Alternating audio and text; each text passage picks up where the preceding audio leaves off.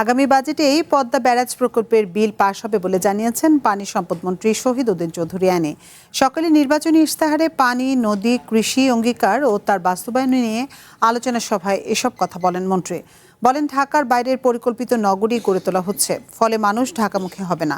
পানি সম্পদ মন্ত্রী আরও বলেন, ইশতেহারে যে খাল খননের প্রতিশ্রুতি দেওয়া হচ্ছে তা ৩ মাসেই শুরু করেছে সরকার। আলোচনা সভায় প্রাণী সম্পদ প্রতিমন্ত্রী সুলতান সালাউদ্দিন টুকু বলেন, এই মুহূর্তে প্রায় ১,২৩,34,০০০ গবাদি পশু মজুদ আছে। চাহিদা আছে প্রায় ১,২,০০,০০০। প্রায় ২২ লাখ গবাদি পশু উদ্বৃত্ত আছে। তাই পাশের দেশ থেকে গরু আনার কোনো প্রয়োজন নেই। জানান, বর্ডার এলাকায় নির্দেশ দেওয়া আছে যাতে কোনোভাবেই চোরাই পথে গরু না আসে। এ সময় বিরোধী দলীয় নেতা হান্নান মাসুদ অভিযোগ করেন, খাল দখল, বন দখল, চর দখলের সাথে কোনো না কোনো রাজনৈতিক দলের নেতারা জড়িত। এই যে বাজেট, এই বাজেট জুন মাসে পাস হবে।